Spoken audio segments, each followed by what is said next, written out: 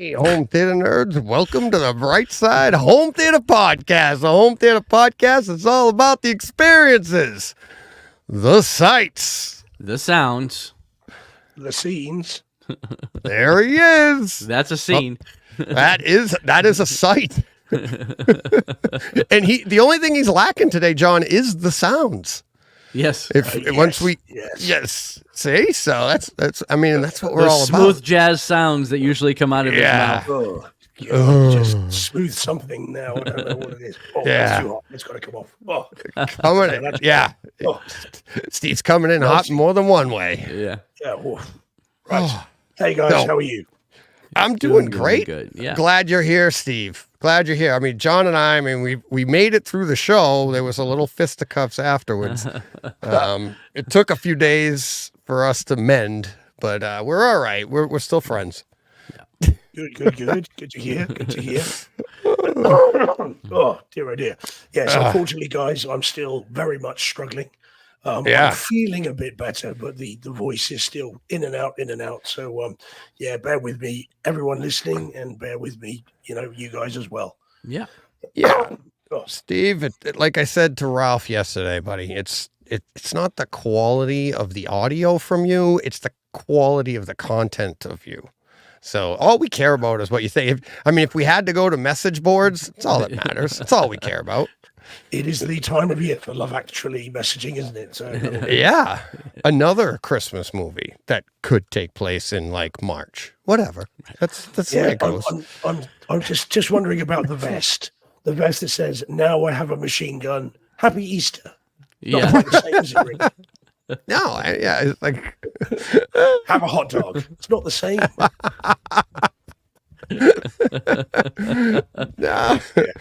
Oh God. Yeah. You know what's so fun about this is it's one of those things that's like, it's become an annual tradition, right? Yeah. Just like, okay. Like, is Evil Dead Rise going to be an annual tradition? No, that'll eventually wear out and there'll be something else I don't like that everybody else likes. But it's like John and I have been doing this for years. And until we had a podcast, it was just, no, it's not. Yes, it is. All right. So, hey, grab me a beer on your way to the fridge. That was it. But now it gets to be colorful and imbued for all to enjoy, including my wife. Yeah. Yeah. So, Steve, how are we doing in the chat? I don't have that. Yeah, we've got quite a few. We've got Steve at in the chat, although he's not so much my friend anymore. I'm appalled. Let's see what a thing to say, Steve. A dream come true. It is true. It is true. Well, we still charge by the hour whether we talk or not. Right. So it's fine. It does shorten those phone calls, though. Yeah. To be fair, so you could save a few bucks there. There are some lawyers, believe it or not, that charge thinking time. So thinking about the case, they'll charge you for that. So that doesn't require a voice. So that's 24/7, right? Because I'm always thinking about you. Yep. Hell yeah. As far as they know. Yeah. So we got Mikey Schramm, we've got Paul Hertz, who is rapidly walking his dog home. Jordan's in, Johnny Speakers, Dom's in, Brockstar, Van Gool, Mark Hader. Nice. Yeah, the whole shebang. Nice. It looks good. Jack Lee's just dropped in as well. Jack. Hey, Jack. Jack Lee, there we go. Hey, I hope you're Jack. well. Yeah, thanks, Jack. Yeah, we're getting by. I'm still in my work clothes. I'm coming in hot myself. There's going to be updates on the house very soon, pouring a foundation tomorrow. Lots of doings going on, and a lot of fun being a general contractor, let me tell you. Oh, yeah. Very interesting. Because, everybody's super responsible. Everybody reads all the instructions, and that's so it makes my job easy, right? Nope. So enough on that. We guys, what was this last Wednesday, Thursday? This comes in. We get an email from Brandon. This email was accompanied by a donation. But let's first get to the email here. It says, "Hey DJ, started listening at some point while you were podcasting your favorite scenes of movies all by yourself. One scene I enjoyed recently was Bruce Willis in Unbreakable when he was drowning in the pool. I thought the water sounds around the room 524, his 524 system, were pretty immersive." I don't know if he meant that pun, but nice job. Yeah. Anyways, enjoy both shows, and it's fun on Tuesdays to hear from technical people in the field as well as everyday people describing their setups. Sounds like you're busy, but hope you can keep up the podcast. If you want to give away to your listeners, I have an unopened 4K disc of Elf I'm willing to ship anywhere in the U.S. You should also see a donation coming shortly. Merry Christmas, Brandon. And then, as I sent to you guys, boom, $100 donation from Brandon. So, yeah, thank you very much, Brandon. Yeah, that was awesome. Yeah, I mean, the email was great in itself. Yeah, I mean, that's those are the emails that I look forward to getting for the Takeover Tuesday that I do. And I mean, he's got a scene in there, and he's been enjoying the pod. I mean, that's great. So, Brandon, thank you very much. It's a holiday season, and I was like, what is this for? Why? And I was like, then I saw the donation first, and it's just Merry Christmas. So, thank you very much. I know that scene very well. One of my favorite movies is Unbreakable.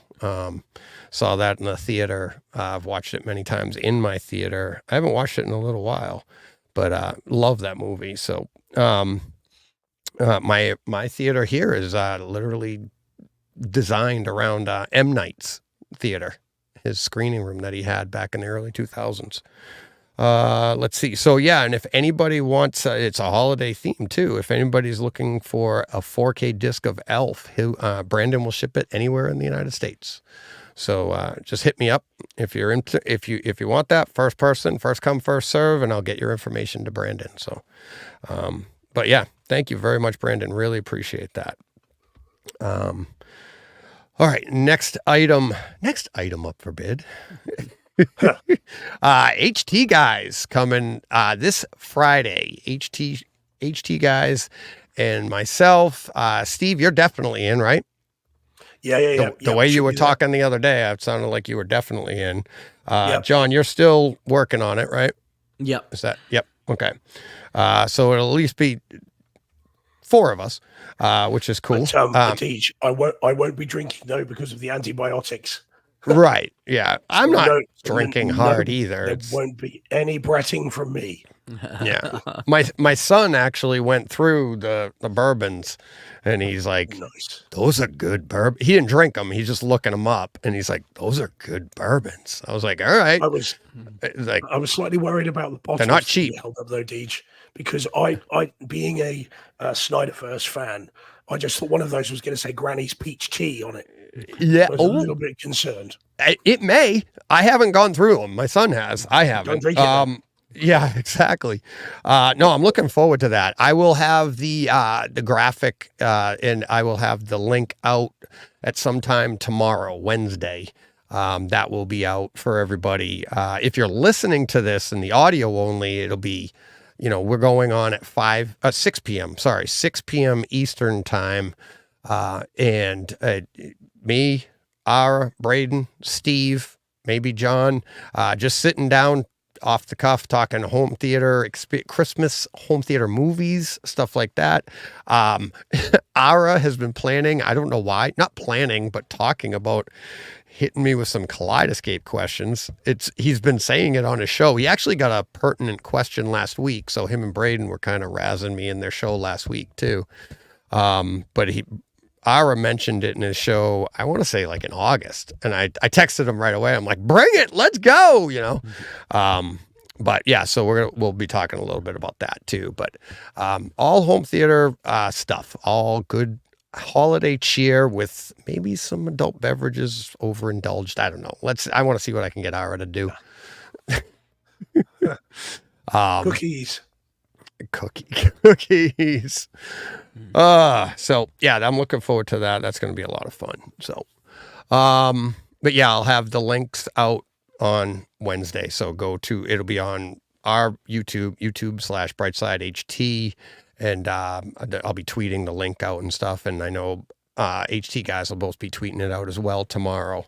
I just don't like to do them ahead of like this link is already out. I don't like it to get confusing, so I'll drop it tomorrow after we're done here. So, all right, we've got a lot to get to today.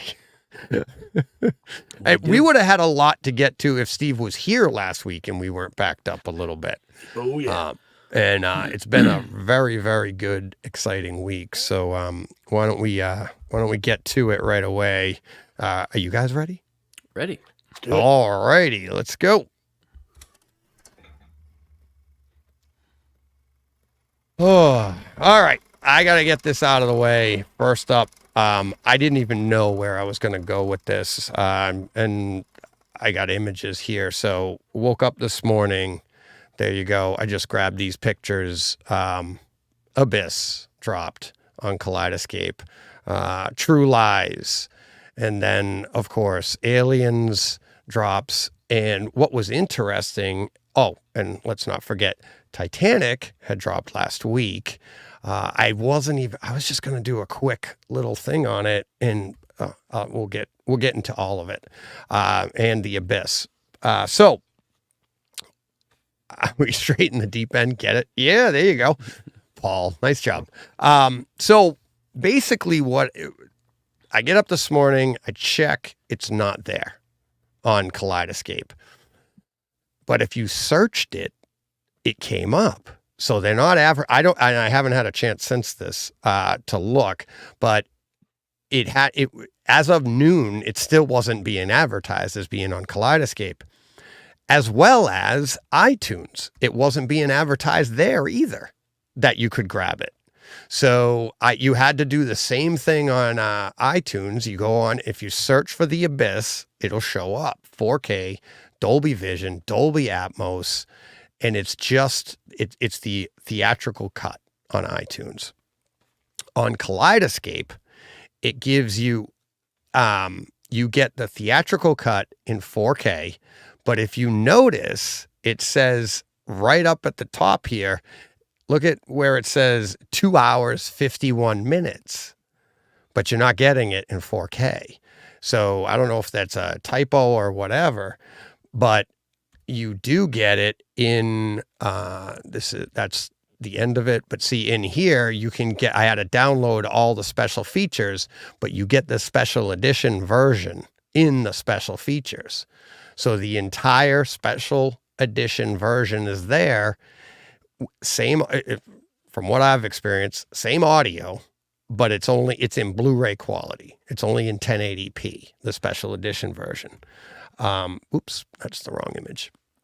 So, but look at all the extras that you get. I mean, it's pretty much every extra, I think, that's going to be on the disc. You get it all. It surprised me that the stream didn't have it. iTunes has no extras whatsoever.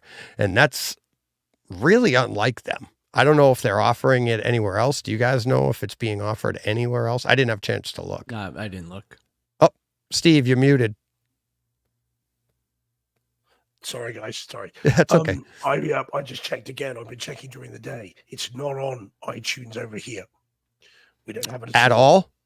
Nope. Did you search it? Okay. Yep. Yeah. Okay. Yeah. All right. Yeah. And I went in, I played it. I did a little bit of A/B-ing between this and the Kaleidoscape, and it's obviously the physical edition is better than the stream is.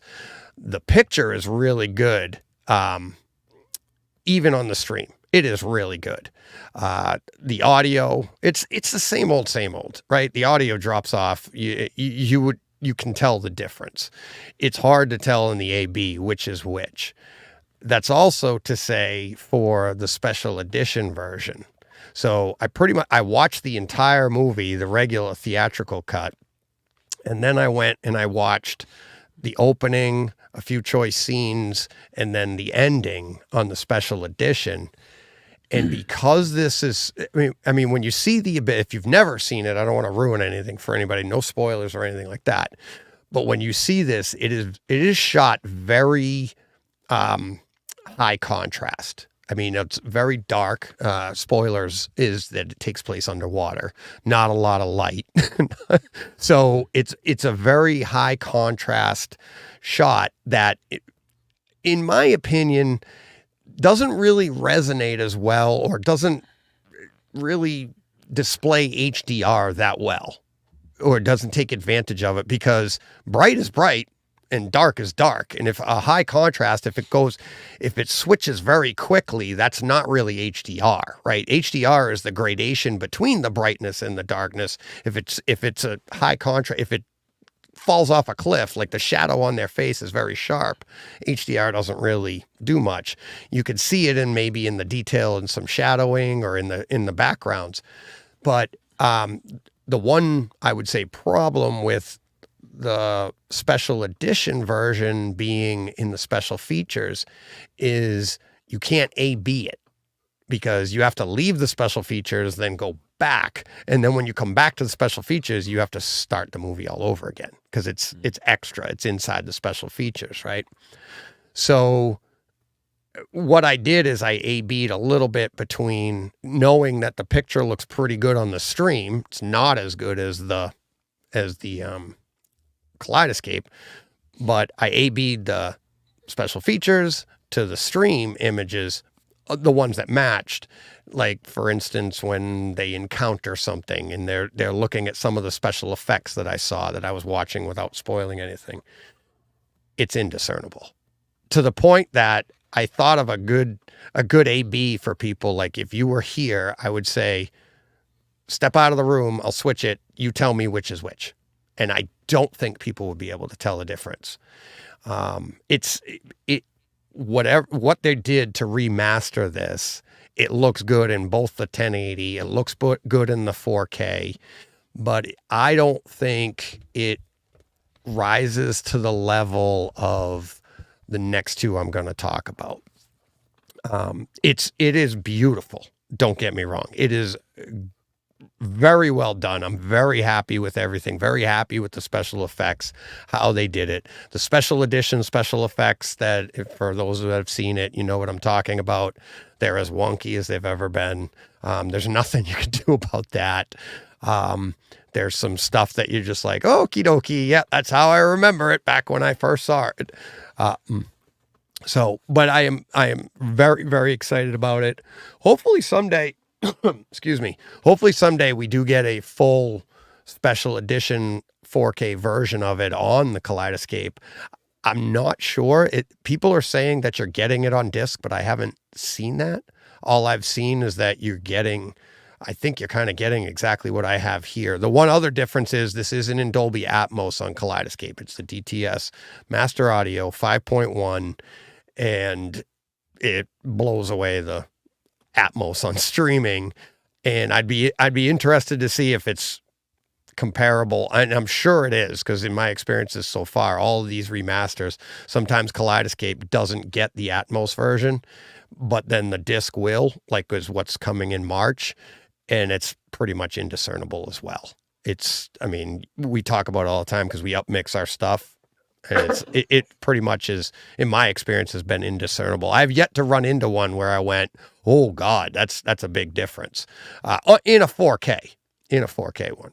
I think the last one I remember, it was the what was the martial arts one that we watched, and it wasn't in Atmos on Kaleidoscape. Raging Fire. Yes, and there was a difference there, but I don't think the Kaleidoscape was in 4K either, if I remember right, or something like that. There was one movie, it was something like that, but very, very much enjoyed it. Can't wait to watch the entire thing again, the special edition version. You get the different opening, obviously the different ending. Very poignant movie. So, but yeah, so let's move on. I want to get these out of the way so that we can get to where did the rest of there it is. Titanic. This is like shot within the inch of its life of being like spectacular. I mean, it is, I put out on Twitter, I'm like, shocking, stunning is what I said. Stunning. I just put it on the other day because I'm trying to do all Christmas movies this month. I got Shawshanked into a 3-hour movie. I mean, it is absolutely beautiful.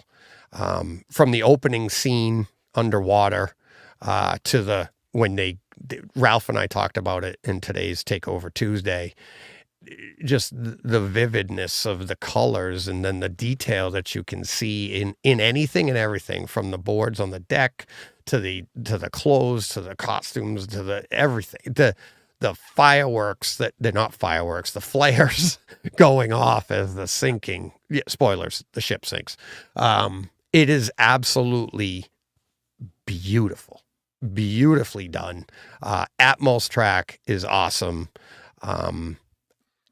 Did either of you get a chance to see this at all? No. It's not out here until Monday. Okay. So, but I will be putting it straight to the top of the watch pile. I can't wait to see this. I've always loved Titanic. It's a great film. Yeah, it is. I can't wait to watch it again with Jen.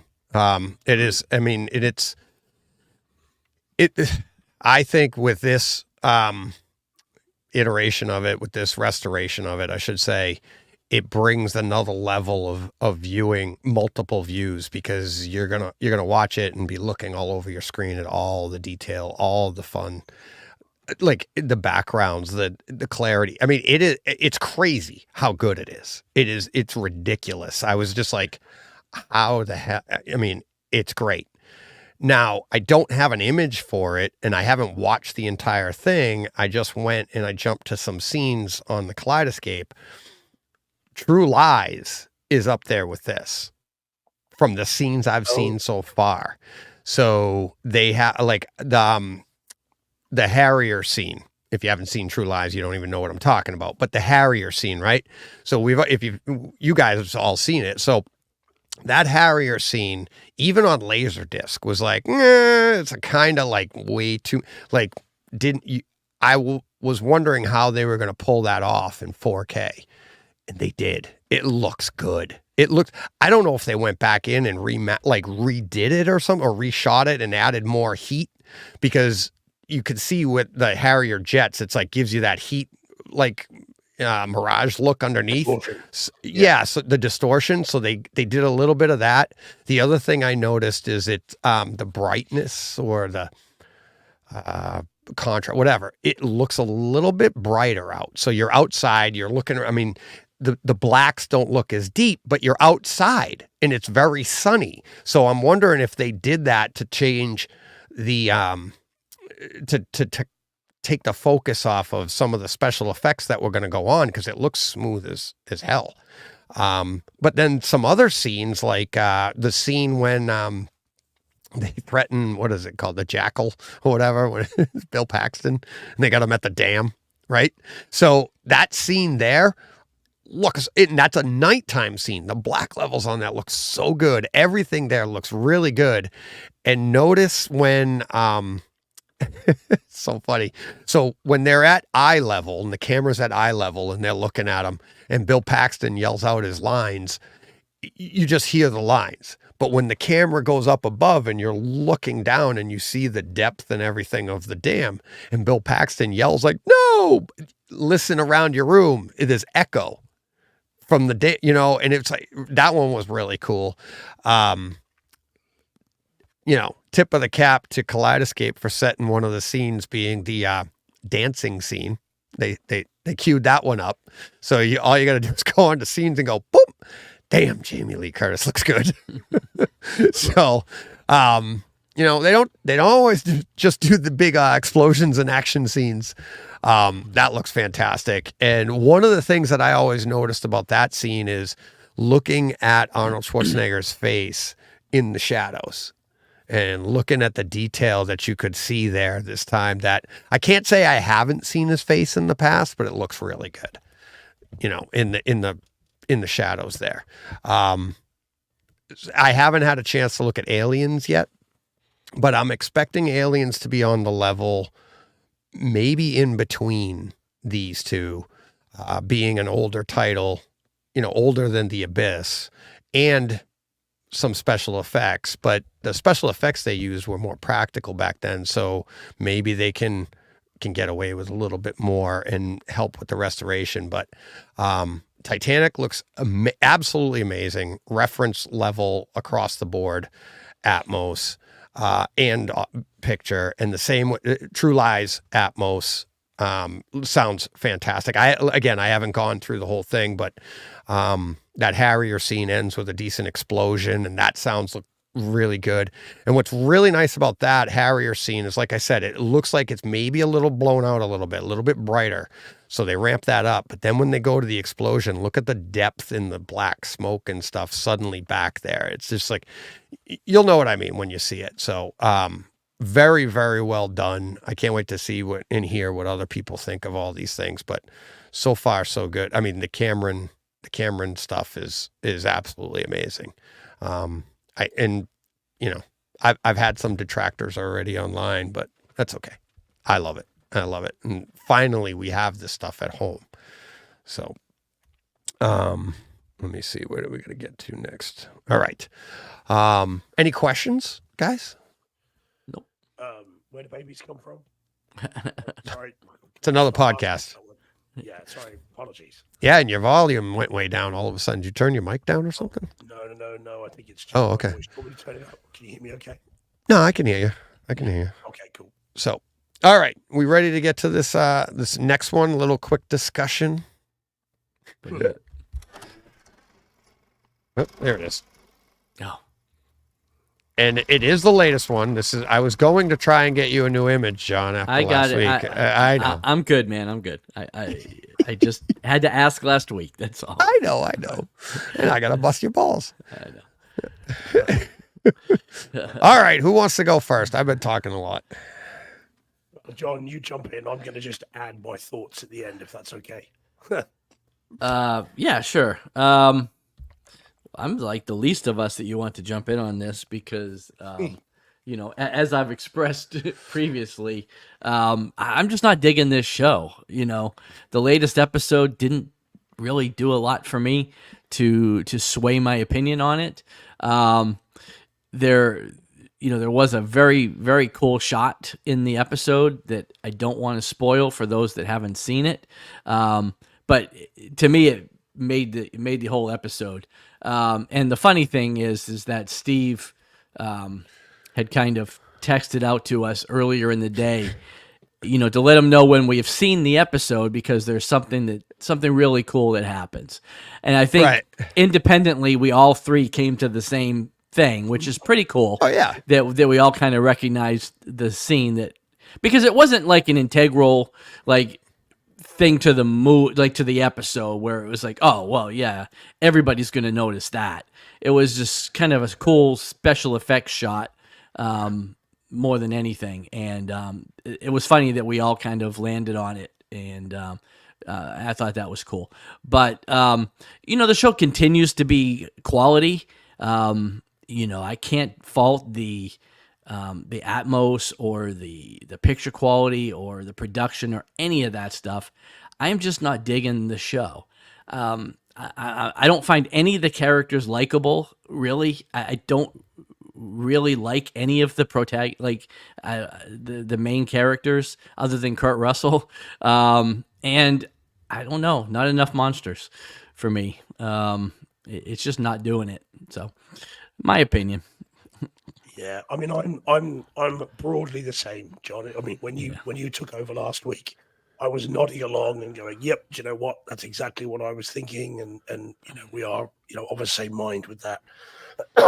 But having said that, I liked the last episode a bit more, mainly from the home theater side of it. I like the flashback stuff. When walking through the city was all quite well done. Right. So I enjoyed that. And that particular shot that you're obliquely referring to was such a lovely shot that got it most of the way through the episode for me. Right. And I was still, just thought that was a really, really lovely thing to do. And what I'd like to know is whether they just came up with that on the day. There's no way that's in the script.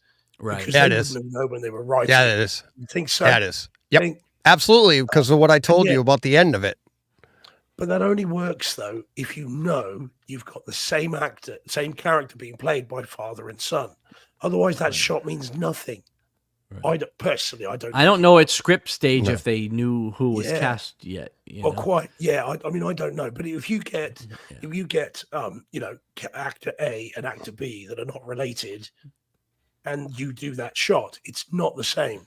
It's only because of who they are, in my view, that it gives it that much more warmth and interest.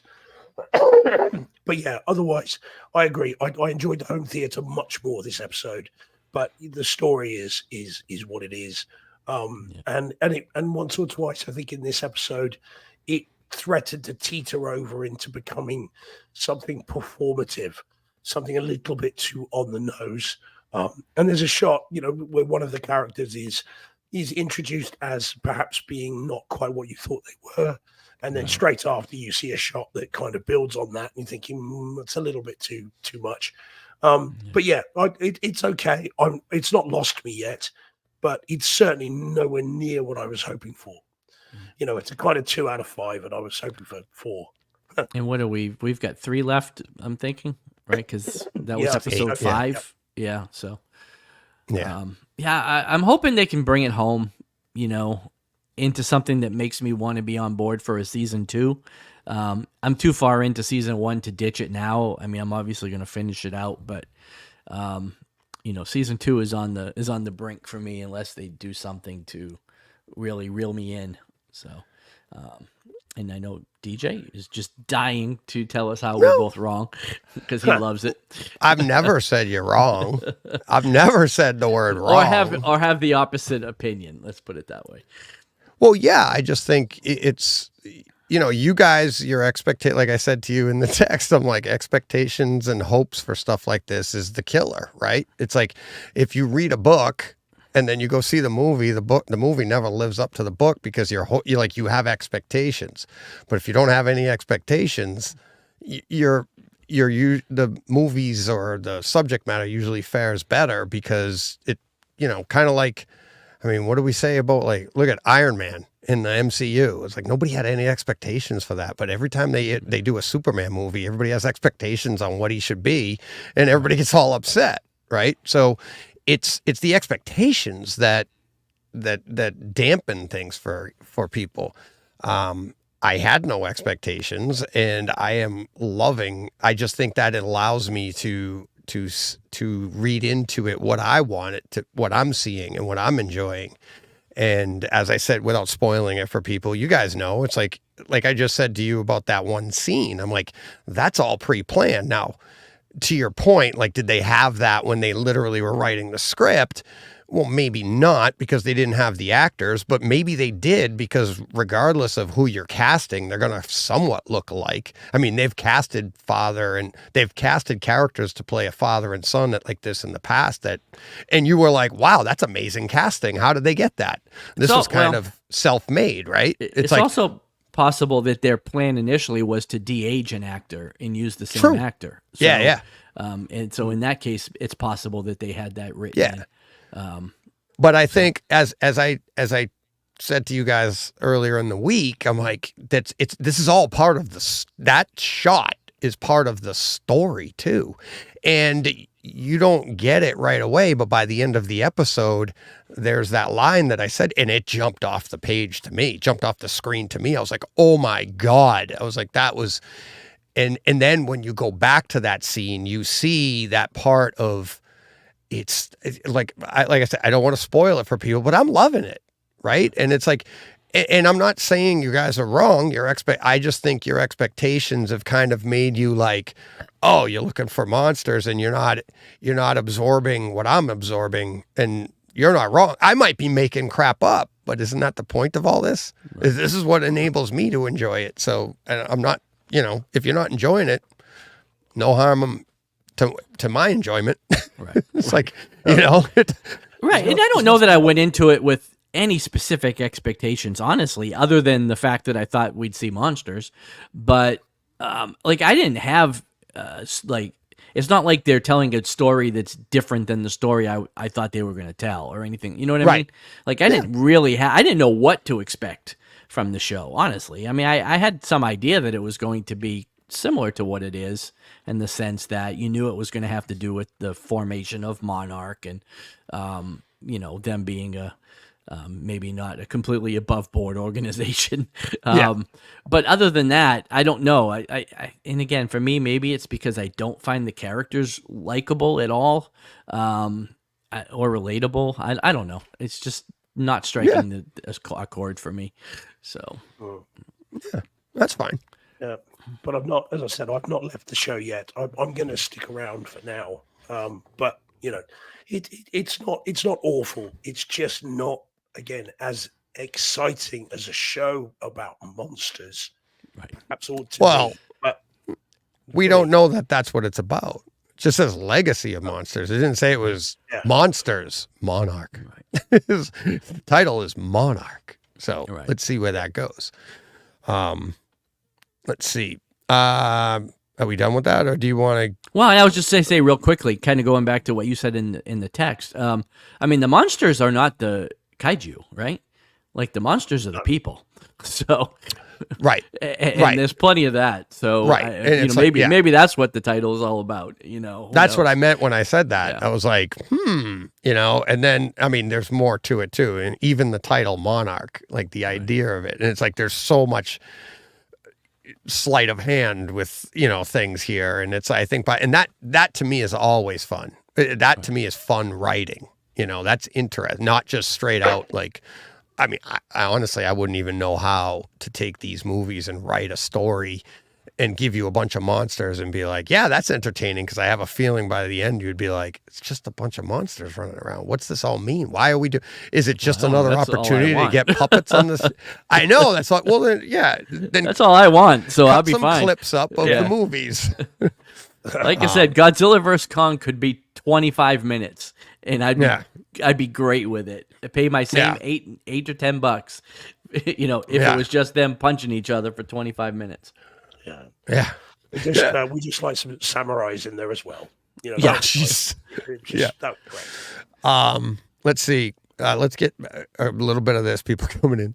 Chris, he's like, Aliens looks amazing. Just watched some of it on Kaleidoscape. He's like, Awesome. Did I miss the talk about it already? Yeah. Yes. I opened the show with it, Chris. But we have, Stephen Att saying Monarch 10 episodes. So we're halfway through. Beautiful. That's great. VJ has, according to Chris Deering, Aliens and True Lies don't look good at all. He said Aliens looks better in HD than the new 4K. I disagree. And that's fine. I disagree. I don't know, like, how, like, better in HD. That's okay. But at least True Lies, we didn't even have an HD. Well, and what's the source? Is he using Kaleidoscape or is he using iTunes? He's probably using Chris. I would say he has a Kaleidoscape. He's okay. Yeah, I don't know. That's what I would say that. Yeah. I would say that. Yeah, a lot of people talking in the chat. I just went over to it. Dom saying the DVD of True Lies was demo material at the time. Can't wait to listen to it in Atmos. Jack it was talking about Australia. They're not getting it over there because Disney's not doing their thing over there anymore. So, and that sucks for people like us, people like Jack. I mean, I'm sure every time a movie came out, he put his vote in, but most of Australia didn't. And Disney's like, we're done. Nobody's buying it, so we're out. But that hurts people like us that, I mean, Jack can only buy so many coffees, and, you know, but if the region isn't following suit.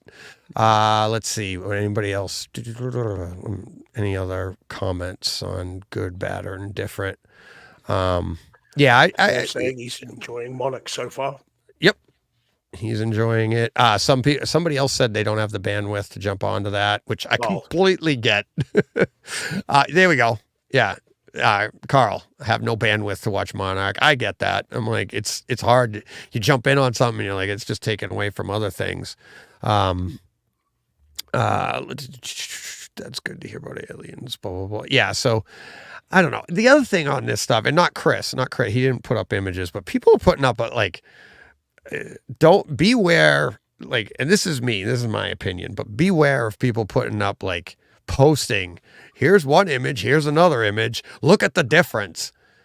That's like a copy of a copy of a copy that's being transported to you through the internet. And it's like, what are you getting? And it's like, which one is which? I don't even. And here's the other part. And Ralph and I talked about this, I think, briefly yesterday. What was the original supposed to look like? Maybe you prefer the Blu-ray, but maybe the new 4K is actually what it's supposed to look like. But we're so used to, like, this look beautiful. And I think Ralph said it yesterday. He was like, and I've thought that a long time. It's like we get these new masterings and people are like, oh, the Blu-ray is way better. Or the sound wise, the mono. No, yeah, mono, yeah. No, but the bass in that the Tom Cruise there with Oblivion? Not Oblivion. No, not Oblivion. The Edge of Tomorrow. Edge of Tomorrow. And it was like, it was so blown out and bad. The bass was like, it was violently bad. And then they pulled it out in 4K with Atmos and they brought it down a little. It was still an amazing opening, but it was more accurate and clean. And people were like, no, I want everything to shake. No, maybe that's not what they intended in the first one. So people get used to what could be considered incorrect, but we don't know. So I'm telling you, what I've seen, I mean, it is glorious. I mean, at 110 inches, and you're just like, oh, it looks awesome. So, yeah, Paul is like, people are posting images of their OLED screen shot on their phone, and then you're looking at your phone. I mean, exactly. And it's like, and then just to go into how a picture works and like how you capture that, and does it capture? I know when I take a picture of my screen or anything, you're like, that's not what that looks like. Yeah. You know, it's so hard. So, all right, enough on that. That was a quick little rant. All right, you ready, Steve? Yeah. Rapid fire on some of these. Here we go. Yep. I'm gonna have to. Okay, so this is the Nun II on 4K Blu-ray. I am going to be quick, guys, because I'm going to have to. My voice is starting to go. It's sequel to, surprisingly, The Nun. Not The Nun 1, because that would sound strange, wouldn't it? Yeah. The one Nun. So, one Nun, Nun 1. The Nun 2. I didn't think much of the first film. Thought it was a bit pedestrian and a little bit boring. I've got that on Blu-ray. But this came out. I'd heard all right things about it, so I picked it up. It's way, way better as a movie than the first one. This is from the Conjuring universe, so and they've now got them down to a fine art. So if you like the Conjuring movies, you'll like this. It's better in scope. It's got more kind of elaborate kills, and the home cinema on it is awesome. It's got an Atmos track, which is beefy from minute one. Very, very nice HDR. You're going to need to have your display properly set up to be able to get the most from most of this, because lots of it is in very dark shadow in old sort of churches and crypts and things like that. So you're going to want to make sure your display is up to snuff before you watch this. Otherwise, you're going to get a lot of just blackness and not know what's going on. So I was really pleased with this, way more than I expected to. I thought this was going to be a real kind of film, but it was great. And if you liked the first one or you like the Conjuring movies, I really do recommend seeing this. It's really good fun, and it's a heck of a ride in your home theater. So I recommend this wholeheartedly. Yeah, it's really good. Nice. So yeah, thumbs up. All right. Yeah, we got let's see, we got Jordan saying, Nun 2 is definitely better than the first Nun film. Nun 1. None for me. Nun 1. Nun 1, Nun 2. All right.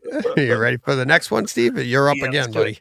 Yeah. All right. Here we go. There we go. Yeah. So this is not that you know it. Not that you know it from that picture, because the bloody title's not on it. Is The Blackening. 2020. I think it's 2023. It might be 2022. And this is it's a comedy horror, more comedy than horror, but it is a comedy horror. Now, did you guys? I saw you had it on Kaleidoscope. John, did you watch the digital code yet? No, I haven't had a chance to watch it yet. Okay, yeah. So it's a, as I said, horror comedy, kind of Scream, kind of mixed with the Friday movies, not Friday the 13th. I hasten to add. Right. So you get a group of characters who are they're all African American characters, and are summoned to a weekend away for Juneteenth, which I had to look up because I wasn't sure I understood what that meant. So I looked that up. This is a different kind of holiday film then, John. So if Die Hard's not a Christmas movie, this one's not a Juneteenth movie. So anyway, and I genuinely had to look it up. I'd heard of it, but I didn't really know what that was. So anyway, so a group of these characters are summoned to this house, a cabin in the woods, which they have a joke about, and people start being offed one at a time, but in order of their blackness, and I mean that in terms of the way they live their lives. It's very, very funny. It's very, very well done. Lots of fun sight gags and lots of dialogue. It's so quickly delivered. This will require 2 or 3 viewings to get it all. It's so fast, but very, very funny.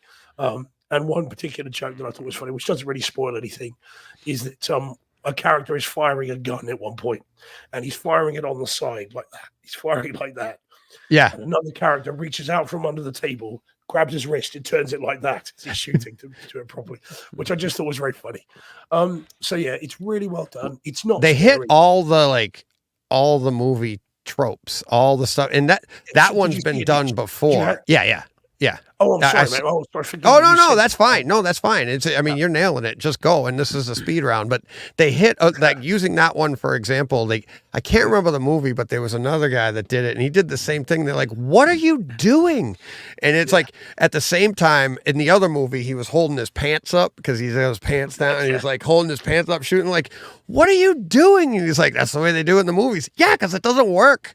But they hit on all of that in this, and it's just it's fun. It's a lot of fun. Yeah. It is. I was absolutely laughing all the way through it. I thought it was great. And excuse me. And the killers getting the tables turned on them because the killers don't know what they're doing is very, very funny as well. And I thought this was great. HD experience is really good. Again, it's a bit like the Nun. The black levels are fantastic. Forgive the pun. The shadow. I was wondering how you're going to dance around that one. Yeah, quite. Really, really good. It's beautiful in terms of how it's shot. So much so, there's a scene towards the beginning. Bear in mind, this is set in June. And of course, it would have been shot in the winter before to come out in the June. And I was watching this scene outside. They sat outside, there's 2 characters talking.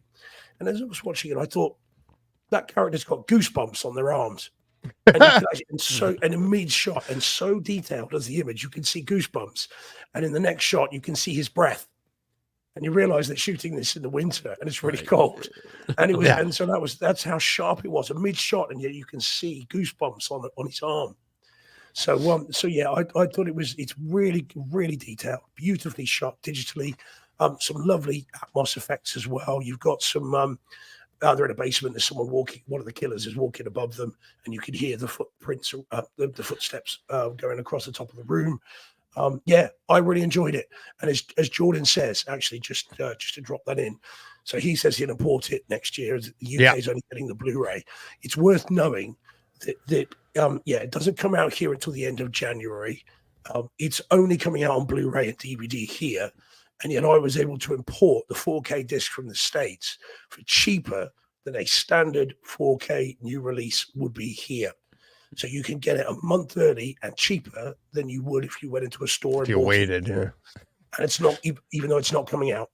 So it's well worth getting hold of. Yeah, I thought it was great. Yeah, be curious to see what you make of it, John, as well. Yeah, I think I'll you'll try get to a watch kick it out of it. I'll try this week. Yeah, it's entertaining.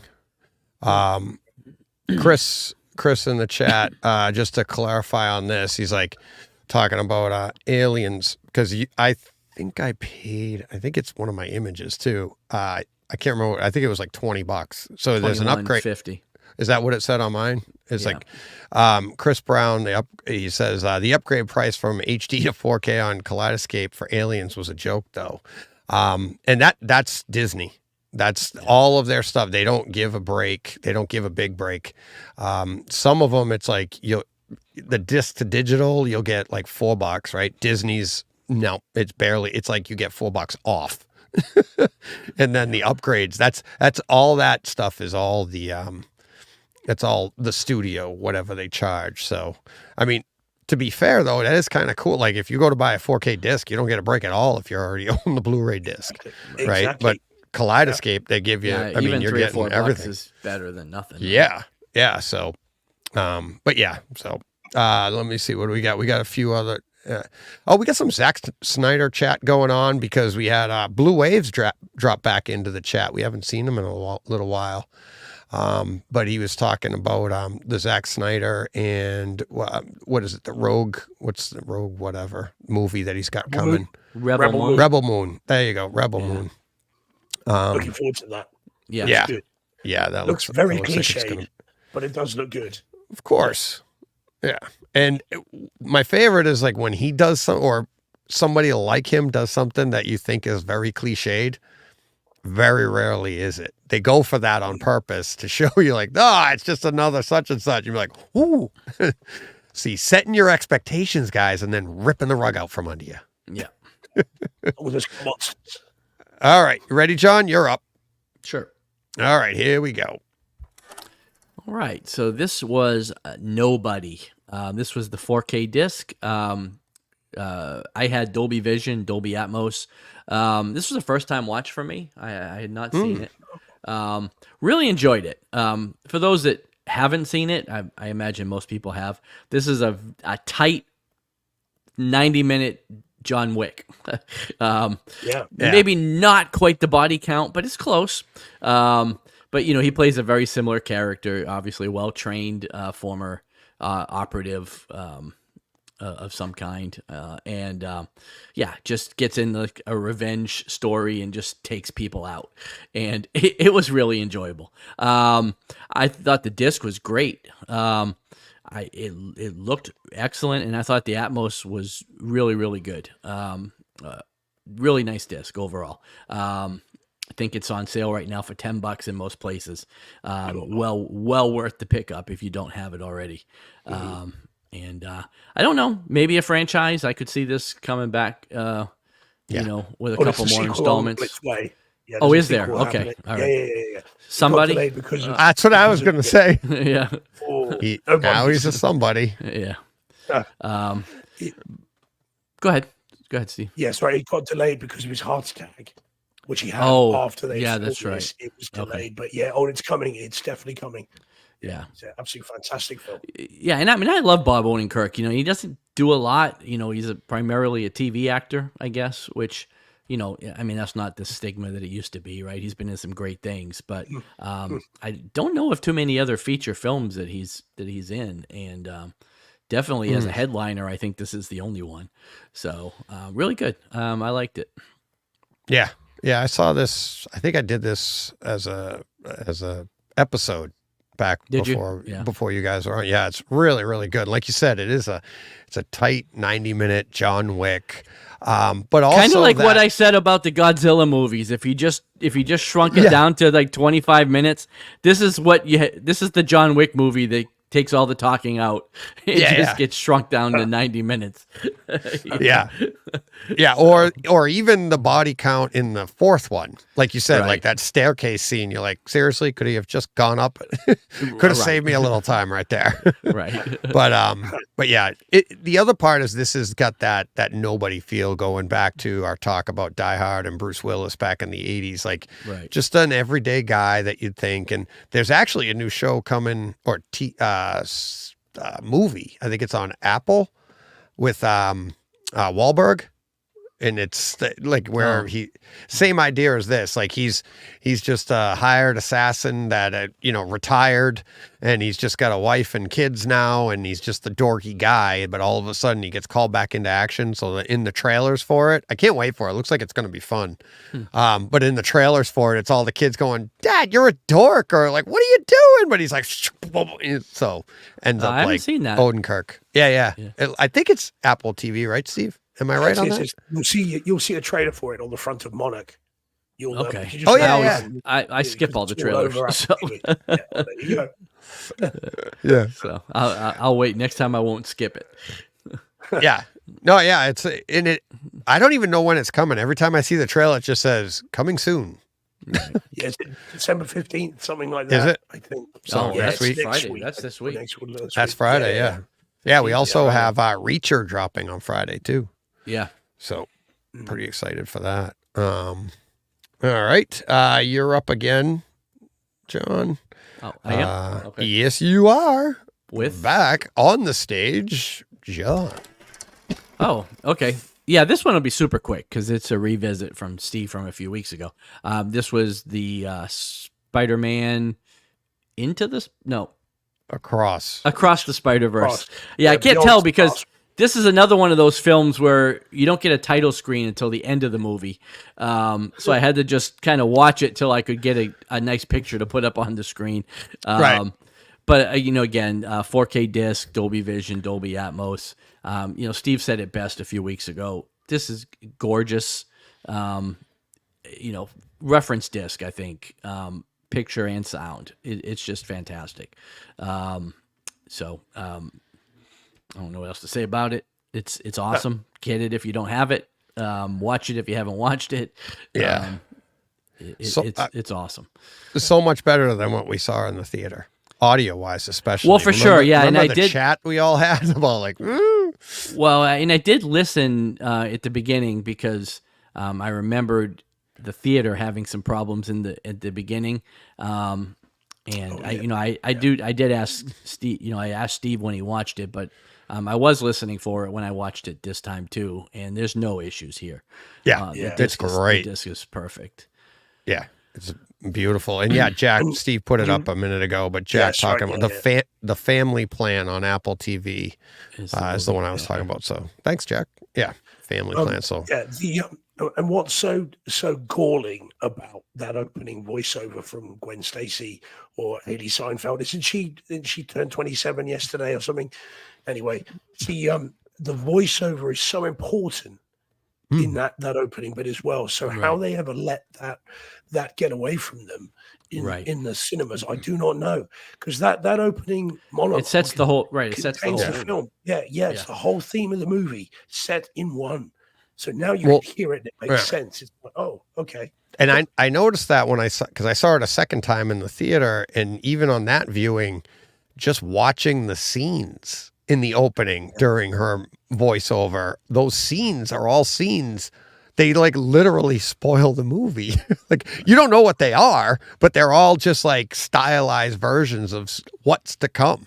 Right? They just basically summarize the movie for you. And the other thing, especially with her scene at the beginning, if you're a comic book nerd like me, the kind of watercolor world that she's living in, those are the comic book covers. That is straight out of her particular comics. And they did a great job with that detail. Like there were scenes, up on the screen that looked exactly like the covers that were on the stands with those issues. So it was really, really well done. Again, that might not resonate with somebody that hasn't read the comics or isn't familiar with them, but I see them every day. So it was really well done the way they kind of brought that into this movie for her. So the detail of the movie itself, and we said it with the first one, what they've done with the comics and bringing the comic, it's like, what was it? Is it Roy Lichtenstein, when he did the painting, the pop art, but what he did is he used those dots, right? Well, like how they used to colorize comics, and it was just an overlay to create a depth, right? They did that a ton here, going all the way to the production of the Nikes, the Air Jordans that come from this movie. There's now a second edition for this movie, but the first edition, if you have that pair, you can see like it has the dots in it like they use in comics. So that's watching this movie, watching all the frames.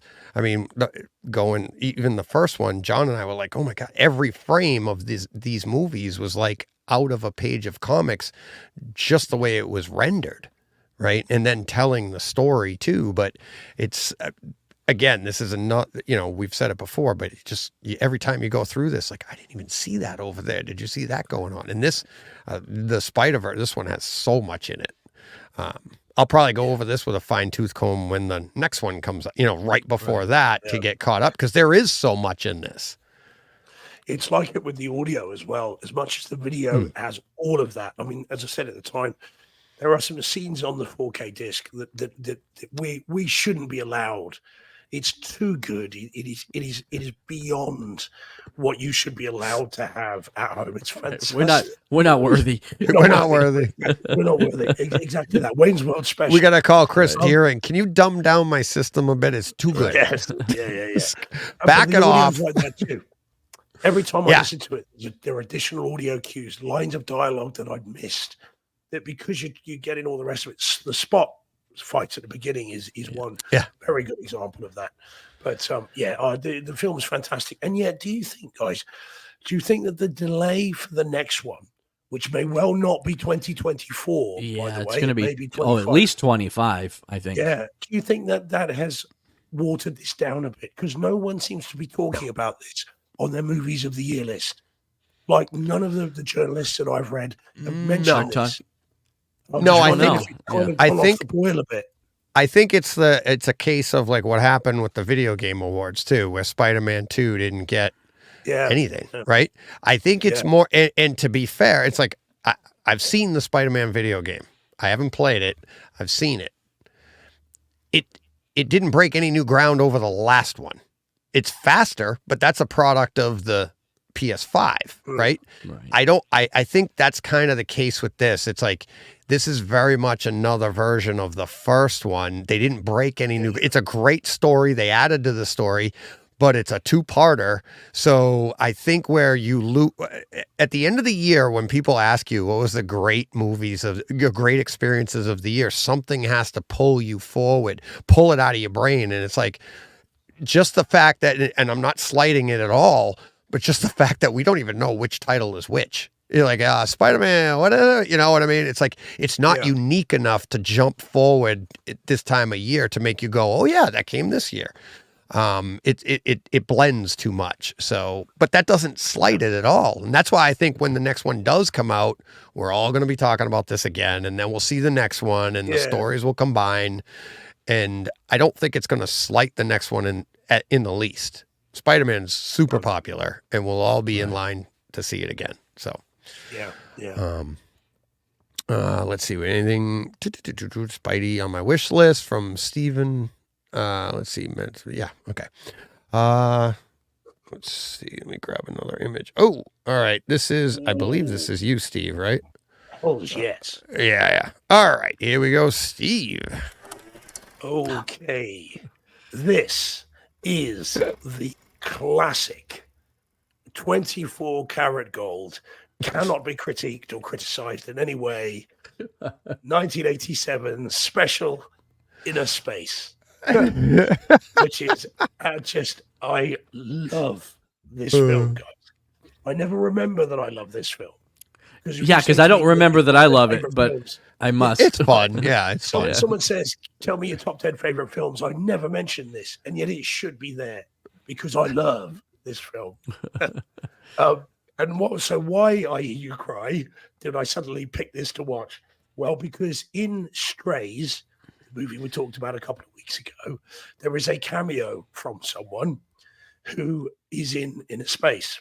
And as soon as I saw that cameo, I thought, I haven't seen that in ages and I need to see it again. And I looked to check that whether it was on Blu-ray, and it was.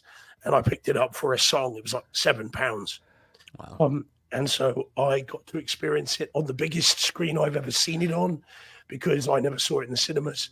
And yet I was the kid that had the comic book, the novel, the pajamas, the coloring book, the sticker album.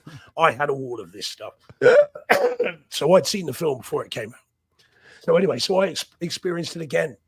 And it's every bit as fantastic as it has always been. Every frame, every second, every minute of this is gold. and I highly recommend you guys see it again if you haven't seen it for a while. And those that if you've never seen it, damn well stop everything and go and see it. Not the show. All of a sudden we got no viewers. Pause the show. Pause the show. Because it's awesome. It's so good. And what I'm very pleased to report, guys, is that the disc is great. So the video on it is lovely. There are some facial close-ups that show every bit of detail you could want. You've got the special effects, for which it won an Oscar, by the way, still hold up because, of course, they're all practical. You've got even the sort of the miniaturization stuff still looks great, even with the forced perspective. And it's a DTS HD 5.1 master audio, and the sound is great as well, especially upmixed in Neural X. So when the miniaturization stuff, the whole room comes alive. When they're in the shopping mall at the beginning, you can hear all people chattering and stuff off screen. It's beautiful and bright because, of course, it's in the 80s. I'm so pleased with this. It was great. So not only did I love the film, but its presentation on Blu-ray is genuinely great. Do we need the cha-ching slider sound there, John? Is that well, it's in my cart. I haven't pulled the trigger yet, but it's in my cart. It's $12.50 on Amazon. Oh wow! So wow, yeah. That's there you go. Yeah, but God, it's good. Is it on Kaleidoscope, Deej? I don't know. I haven't looked. I haven't messed with it. I'm not. My Kaleidoscope is. You guys not have the same affection for this that I do. Oh no, I like I said, I don't think anybody has the same affection that you do. But I don't remember that I love it. You know what I mean? Because I haven't seen it in 20 years. But I always remember liking the movie, so I'm sure I'll enjoy it. I just haven't seen it in a long time. So it hasn't aged a day. Yeah. It's still really, really good. So I love this. And again, if anyone that's in the chat hasn't seen it, get it. It's in HD. $14.99 on Kaleidoscope. 178 aspect. Yep. Ouch. Yeah, 15. Yeah, $15. Yeah, there we go. Brock's at $15 on Kaleidoscope. DTS Master Audio, 178 aspect ratio. But yeah. Rockstar, man after my own heart. It's awesome. Yeah. So, but yeah, and then just pulling up. After my own heart. Just pulling up Kaleidoscope, I'm seeing all the ads now for True Lies, Aliens, Abyss, and everything. Well, so they're all there now. Yeah, they're all there now. Yeah. So, all right. Good job. Yeah. Good job on that. Very lucky, guys. You're very lucky that my voice is gone. Otherwise, I could have made that about 20 times longer. Well, you're not so lucky because you're up next with our first Christmas movie. From here on in, it's the holiday theme, or you may disagree. So, take it away, Steve. Sorry. Let's get rid of these. Right. Okay. Yeah. So this is Kiss Kiss Bang Bang. Yeah. Filmed by Shane Black, Robert Downey Jr. and Val Kilmer. And Downey Jr., if I remember rightly, this was the movie that was shot almost immediately before Iron Man. And this was the movie that convinced Marvel, or, as they were at that time, and obviously Paramount as well, wasn't it? It convinced them that he could be good, stay out of trouble, and was hireable for Iron Man. As that's how I remember it. I might be wrong. Don't think I am. I thought he did Chaplin before that too, though. Chaplin, I thought he had done before that. Chaplin would have been years before, though, wasn't it? That's what I mean. But that was Chaplin was one of the ones where he had just gotten out. Just he was newly reformed, whatever, and he had he did that. I'm not sure Sherlock. I think Sherlock came after. That was 2001. That was quite a lot. He done 2001, 2005, wasn't that? Sherlock Holmes. Yeah. Sherlock Holmes. So that was before. Iron Man didn't come out until 2008. I think this was the one that was. Again, I may be remembering that wrong, but that's how I remember it. But anyway, he was. So Shane Black, as I said, wrote this. It's a murder mystery, sort of detective noir. It's Shane Black, and of course, his movies tend to always be set at Christmas. And so it's a Christmas movie, John. Okay. Anyway, to be fair, I think I almost did this one last year for that reason. Yeah. Well, to be fair, your definition of Christmas movie notwithstanding, this is one that could probably be set at any time of year because it's not really about Christmas. But it's very, very good indeed. It's whip smart, fantastic dialogue in this, and it's written for Downey Jr. I mean, no one could deliver the dialogue the way he delivers this, and Val Kilmer is just as good. So it's a very, very well made film, a really enjoyable movie. And this is on Blu-ray, so it's 1080p, CTS HD 5.1, master audio again, upmixed. It's perfunctory. It is kind of its time, Blu-ray wise. You're not going to demo this for anybody. You're not going to pull this off the shelf and go check out my system for this. You choose this because it's a really good film, and I just randomly chose it. I don't know what made me watch it. I just thought, well, I will again, and yeah, it's fantastic. Still holds up, well worth seeing. And 1992. All right, we'll forget that then. I don't know what the hell I was talking about. This film. Is that 92? Oh, I didn't think it. No. Realize it was that old. No. So unless we're talking about Chaplin. You're talking about Chaplin, Paul? Chaplin's 92. Chaplin was 92. I was going to say that didn't. Yeah. No, this was 05. Yeah, this was 05. I thought Chaplin might have been right before he went in. But then I know U.S. Marshals was before this. I know that, and that was one of the ones when he just got out. I think U.S. Marshals. Because I remember seeing that in the theater, and it's like, and I love U.S. Marshals.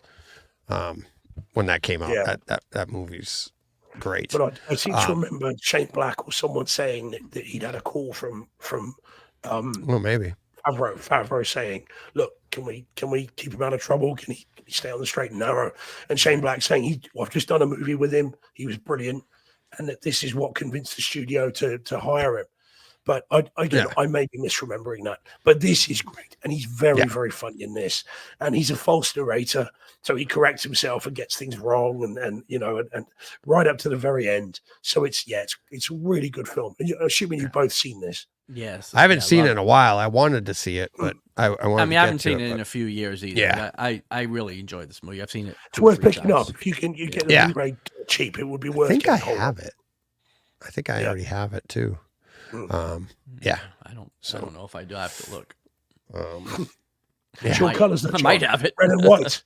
It's your Liverpool colours, John. It's, there you go. now I have to look and see if I have it. So, all right. Very quick on this one, as I've already touched on.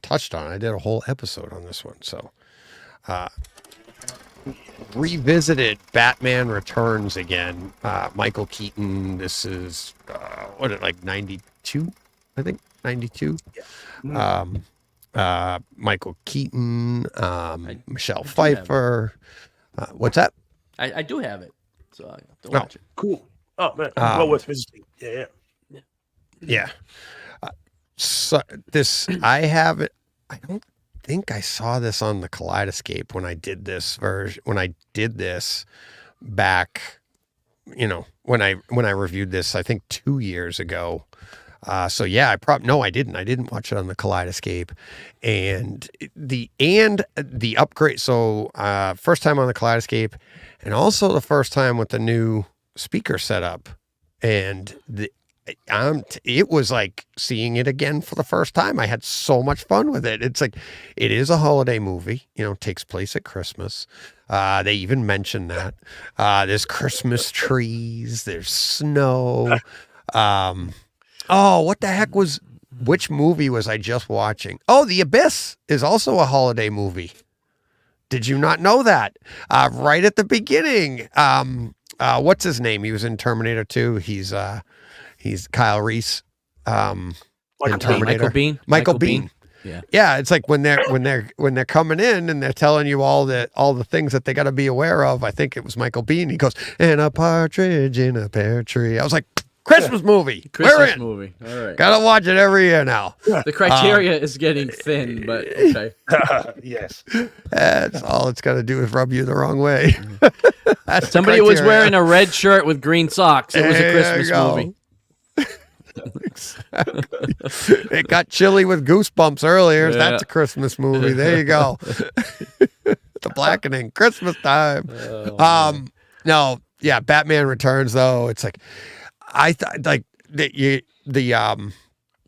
I'm sure it sounded just as good, but you had the Wilhelm scream when he throws a bad guy off to the side. It just seemed to go further away. It was really nice.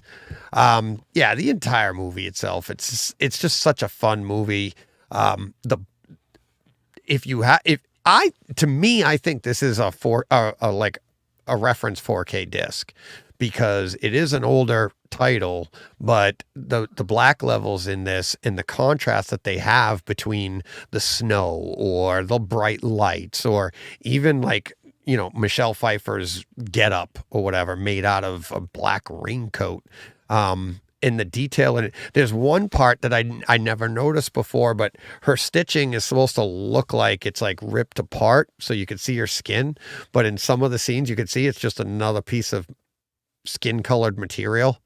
So it's like, that it's like, it's actually peeling up the wrong way. It was kind of weird. I was like, well, she wouldn't have sewn that there.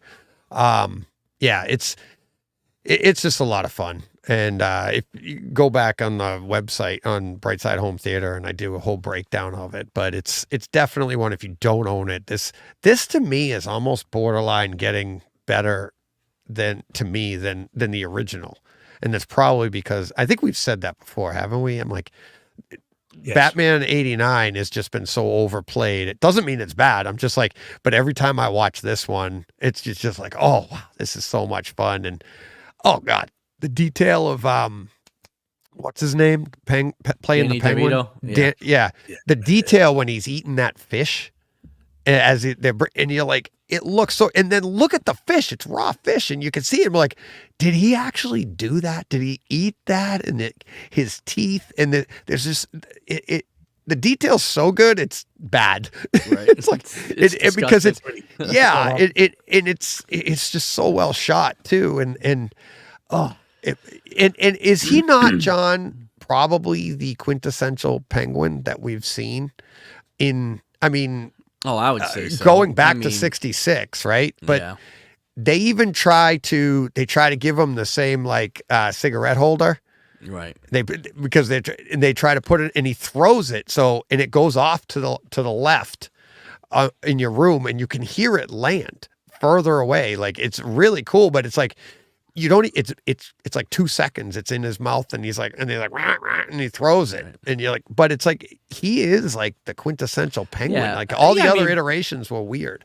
Burgess Meredith was cool. I mean, growing up, but yeah, I mean, well, to be fair, the only other Penguin we really have is Colin Farrell, right? And so, Danny DeVito is a much better Penguin than Colin Farrell. Not that he was bad at all in that movie, but wasn't Danny DeVito closer to like a lot of the comics? Well, round looking, very very comic monocle accurate. Looking, yeah. So, but yeah, a lot of fun. And in Atmos too. Really. I mean, it's just a great sound, great picture. Hard pressed to find a flaw. And it's such a good movie too. So much fun. So, although I did see like the special effects of when the little penguins start to swim away, and they just went in with like, and they made it look like they highlighted like the wakes. Right? Like if you're swimming through the water and you see that one still is like, you're like, it's so obvious. It's not anything real. You're just like, they just put some highlights in. So, all right. What do we got next? Oh, here we go. Week 3. Week 3 of the holiday classic. Oh. Go ahead, Steve. Another Christmas movie. Come on. Yeah. So you might have heard of this. This is First Blood. Not Rambo, First Blood, because Rambo came later, as it were, to give the expression. So I saw it. I saw it previous to last week and meant to talk about it last week, but I couldn't talk. So there it is, and I can barely do it now. I've said before on the show, and I'll say it again, this is one of my favorite films of all time.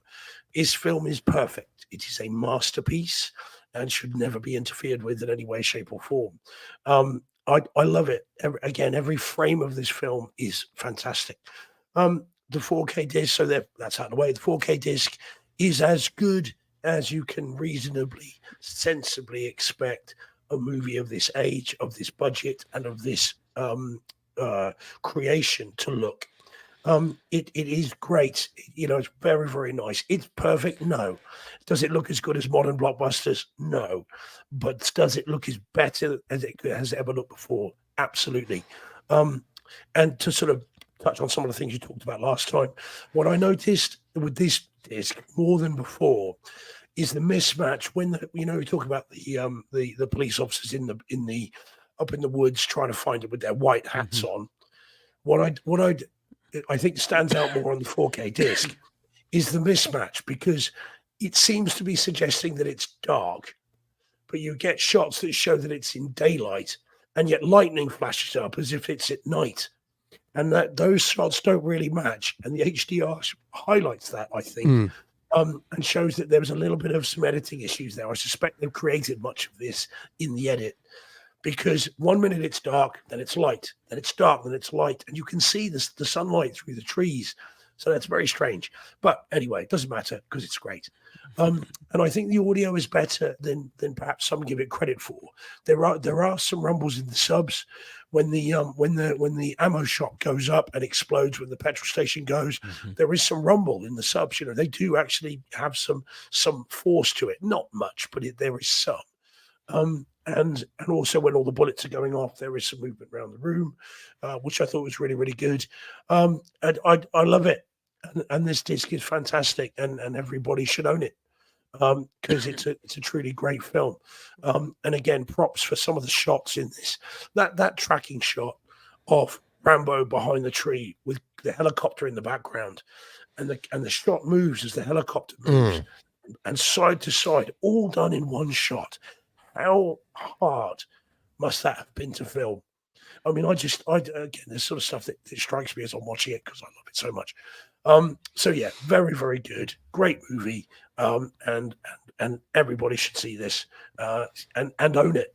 I mean, this is a must own, not so much for the home theater experience as the overall package of fantastic movie and as good as you're going to get it. So for me, that would make it a must own. I would say the end scene too, with Troutman and him in the police station, and I mean it's a poignant scene because it's so much different than the book. I mean, exact opposite.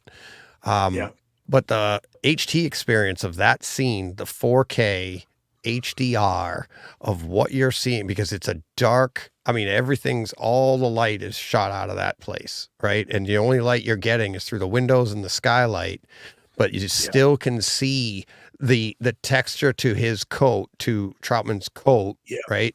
And then you can see, like, seeing Stallone's face as he's breaking down. And it's like, for a guy that isn't given credit for his acting abilities and what he's going through there. And that, I mean, just look at that scene. Look what is on your screen, shot in 1980, probably. I mean, the movie came out in 81. So shot on film, but able to be restored and be able to pull out that detail and the color of green in Troutman's coat and everything, and then when he's wearing it, when he's coming out. And it's like, also the part of that scene plays out from earlier in the bar. It's like, what would you do if you saw him? Would you put your arms around him and give him a big hug? And you're like, I'd have to see him to know. And then what do you get? And it's, I mean, it's amazing, but the home theater part, the 4K, that's not subtle. What we're seeing there, that's HDR, like the Batman HDR, like the slight gradations that you're getting out of that.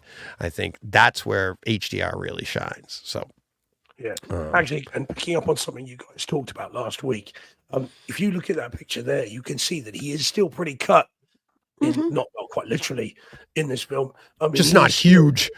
He's not as big as he is in Rocky 4 and 3, but he is still in those particular shots ripped to hell and back.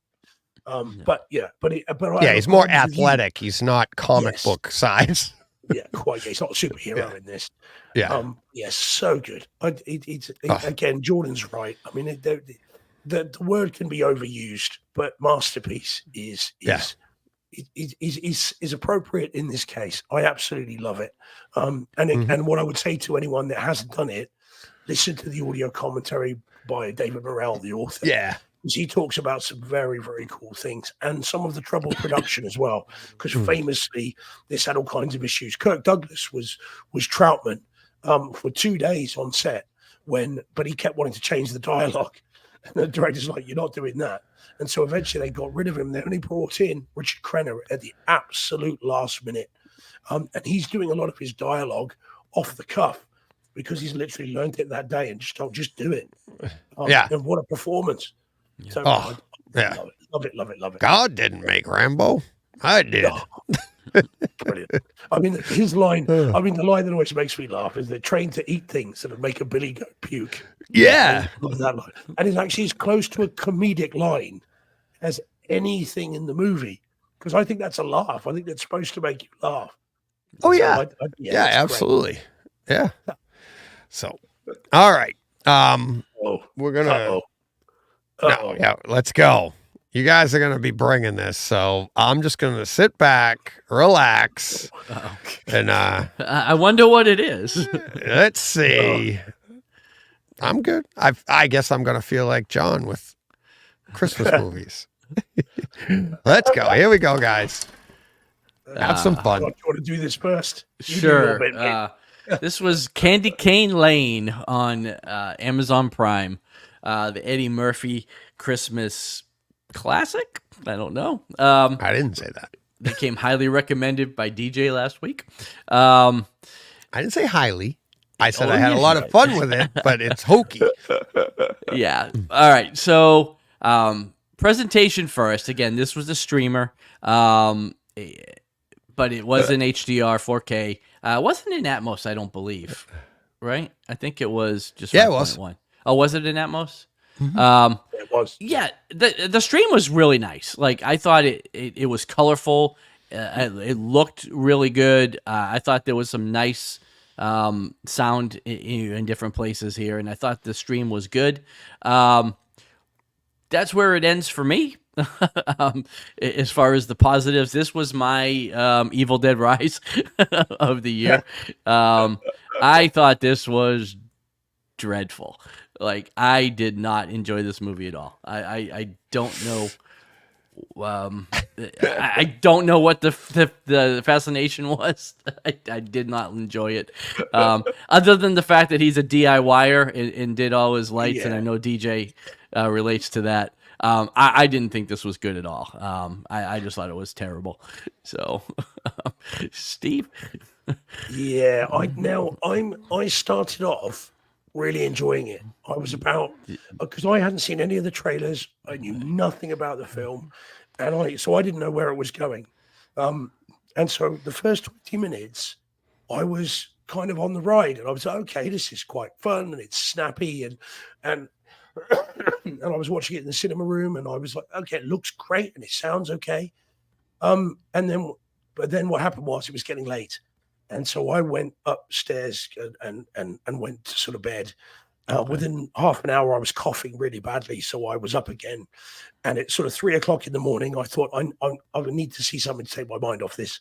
So I watched this on an Apple TV with headphones in the spare room. So I watched the rest of it. And unfortunately, from there on, once they got beyond the first visit to the little shop, it just went off a cliff for me. And I can pinpoint the exact moment that it decided to step off a cliff. And that was when Nick Offerman decided he was going to do an English accent. Oh boy. Now, okay, guys, tell you what, we've got some time. Right. Audition time, fellas. No. Right. So, John, can you say after me in an English accent as best you can, Blimey Governor? Say, Blimey Governor, as best you can. No. Blimey Governor. Ooh, right. Okay, Deej, go on. Do your best. No. Go on. Just say it, you'll be fine. No, because I'm not playing into this because of all people, like you haven't learned your lesson. People made fun of your accent and said it was wrong. You can't tell somebody that they have a bad accent. because accents are bad. I mean, they're made up. It's like, well, John, in that case, John, your version was better than Nick Offerman's. Better than Nick Offerman's. And I'm sure that DJ's one would have been as well. I don't know what they were thinking. And I'm not criticizing Nick Offerman because he's an amazing actor. And we've seen him in something this year is Barry. So in, can I tell you that I didn't know great, yeah. if that wasn't even real. I honestly didn't know that wasn't even a real accent. Like, how do I know that's not? I don't know. No. But Steve, yeah, but you don't have Steve, your accent is fake to people. I don't know all the accents in the world. So for all I know, and you even said there's different accents in your own country. We have different accents here. So I'm not because, I mean, I get it. You're sensitive to it because you know that that's not real. But I was just like, I didn't even pay attention. For all I know, that's his real accent. I don't know, and it'd be hard pressed for me to say like, oh, if I felt like if I said that wasn't real, he could end up like the guy that said to you that your accent is fake, right? It's like, I don't know. Yeah, I mean, it's Dick Van Dyke, Mary Poppins levels of awfulness. You got to let it go, really Steve. It's like right, Ocean's 11, Don Cheadle playing. Oh Basher, God, who decides to do a bit of this, mate? All right, and it's the same thing. It's like, what are you doing now? As I said, I'm not criticizing Nick Offerman because he may have been told to do that. It may be, for all I know, that they had an English actor cast, and then the next day they couldn't do it, and he stepped in, and they're like, "You're just gonna have to do it, Nick." But it's dreadful for me, and what I mean by that, Deej, is that was the point at which the film went off this cliff and just went down from there. And all the rest of the film I was struggling with that accent, but then all the other stuff then became more obvious to me as well. And by the end of it, I was like just looking at my watch thinking, when is it going to finish? When is it going to finish? Because I thought, well, I've got to at least finish it. But it was for me not good. John saying dreadful. I'm with that, I think. And again, I'm sure they spent a lot of time on this.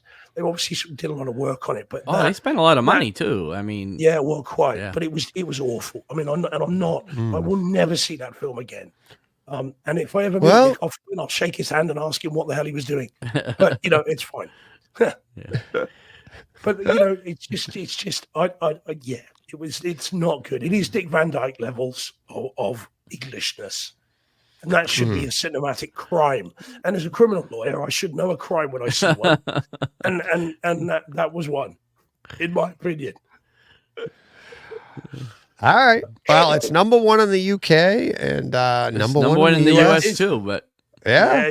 Well, what do they know? So, so it doesn't mean everybody that watched it liked it, though. It just means they watched it. Yeah, it's fine. So Paul says, I'm not tolerating any criticism when a Brit attempts a US accent from now on. I know. It's like everybody is like, I loved it when you got criticized because it's like my favorite. DJ knows Photoshop. DJ knows Photoshop. Like I put in the UK one. Oh no, in the UK. No, my favorite criticism that you ever gave an accent was we were just talking about it yesterday. Me and Ralph. What was the movie with in space? It was what's his name? He was an alien, and he had an accent, and you said it. What the heck was not The Last Starfighter? It's an older movie like that. It was who plays the Mandarin in Iron Man 3? He plays the fake Mandarin. Ben Kingsley. Ben Kingsley has he does some kind of accent, but it's a space movie, and he's out. Trevor. Yeah. Oh no, Ender's Game. No, right. No. So Steve's like, it's such a bad accent. I'm like, have you been out in space and talked to people? You have nothing to base it on. He's not in New Zealand. He's in space. No, he's in space. He's even got the Maori tattoos. He's even got Maori tattoos on his face. Okay, but he's in space. It's in the future. You have no idea how the accent has evolved. You're getting way too picky. You're like, that's not real. It's so funny. That looks like Spain. Exactly. It was. For a guy that could take Evil Dead Rise and go, greatest movie of the year. And it's like, that's not real. But then all of this, you're like, that's the wrong accent. Like, what the heck? Oh, it's so great. Oh, wait a sec, Joe. So would you say the film is pants, Paul, Steve? Oh, yes, Joe. Yes. Yeah, it's not good. Pants is bad. Yeah. Yes. I mean, there we go. But Deej did enjoy it, and I can see why you enjoyed it, Deej. I agree with John. I can see you in the Eddie Murphy character, so I can see why you love it. And that's what I said about him and the character, and he's not asking for help, and that's me, and it's like everything he's going through. Like, he's going to throw his whole life away in this movie just because he doesn't want to ask for help. And I'm like, oh my God. And I'm like, I said that last week. I'm like, I know everything you're saying. I said the same thing while I'm watching. I'm like, this is hokey as heck, but that's fine. And it's like, I didn't think it would resonate with you guys. And it was so funny because John was like, I almost didn't put it on my list. I wasn't even gonna talk about it. Who cares? Who cares? So, I was with it for the first 20 minutes, and then just that was that, unfortunately. Yeah. Paul's like, I haven't seen Candy Cane Lane, but very possibly. Oh boy. So I love Eddie Murphy too. Oh, I do. He's great. Yeah. All right. Now, is this you haven't seen this yet, have you, John? What? What, this next one up? Can you see it? No. You don't see it? All right, here we go. Let's seen it. Yeah, let's bring it to the stage. Oh, no, I haven't I've seen it. I have not seen this movie. Oh, okay. I saw it again, but Steve's, is this your, not your first viewing, right?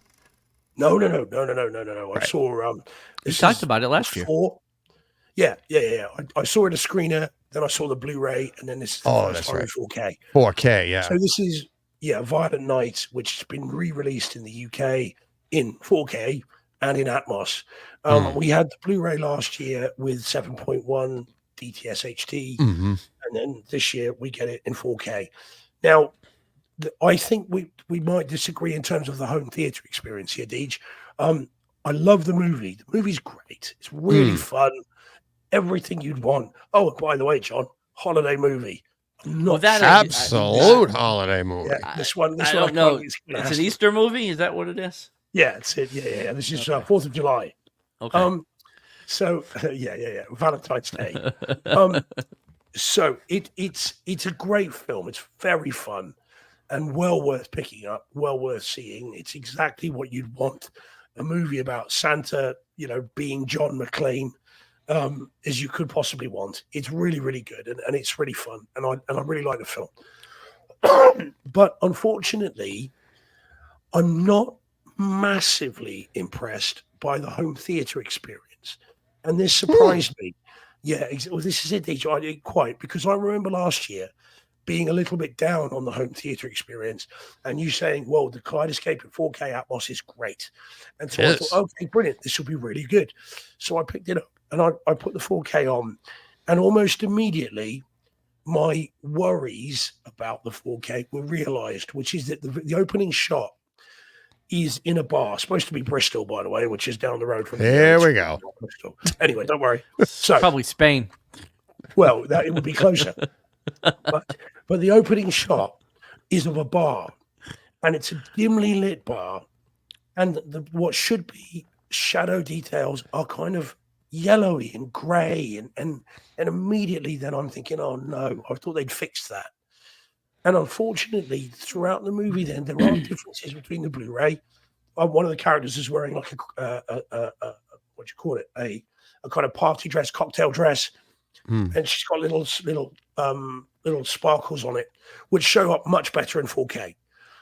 The red of Santa's suit looks better in 4K. There are, and his beard, there are detail increases, but they haven't fixed for me the black levels and the shadow detail. Lots of it is grey, and I found that distracting and a bit annoying.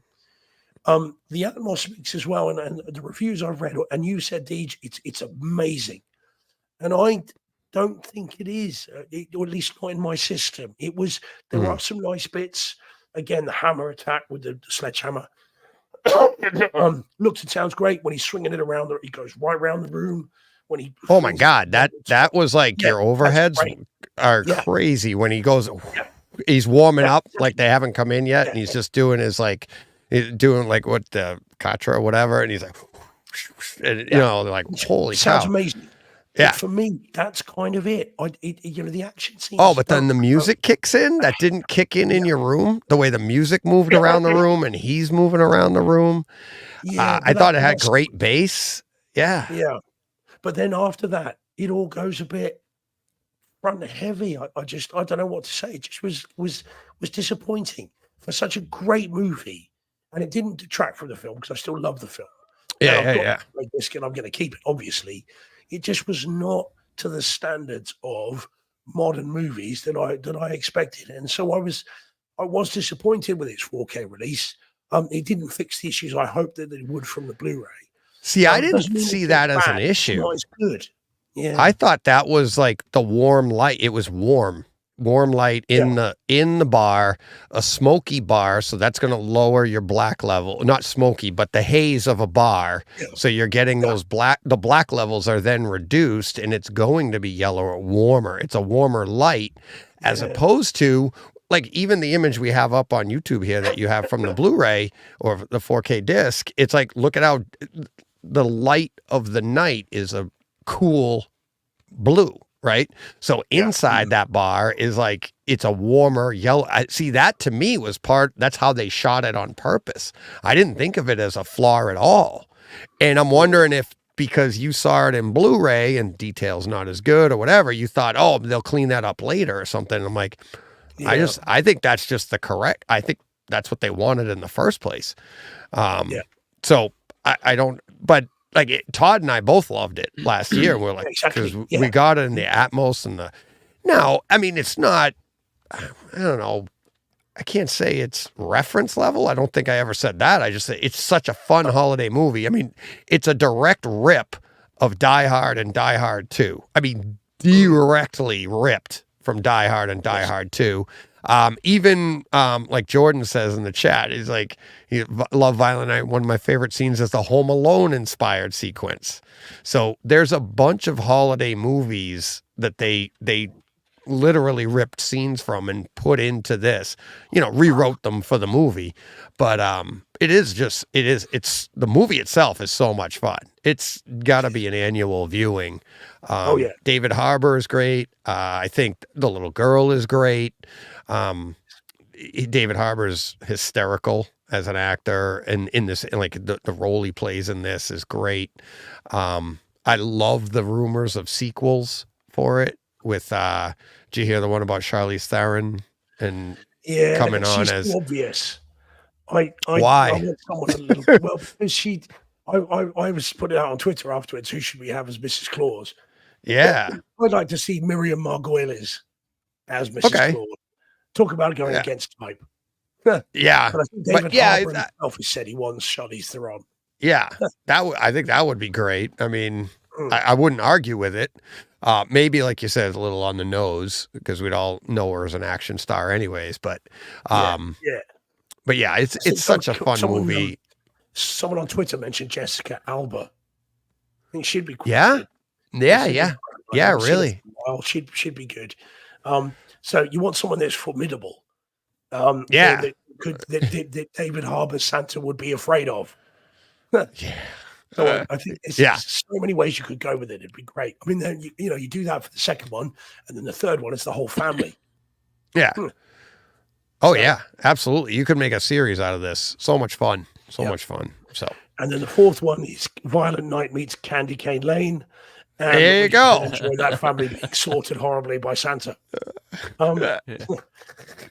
Jesus, that wasn't very nice. All right. You want to do this one quick before we get to our last one? Yes. I mean, it's a quick. comedy. So here we go. Okay, so Scrooged in 4K UHD and in DTS HD 5.1. Great film, very funny.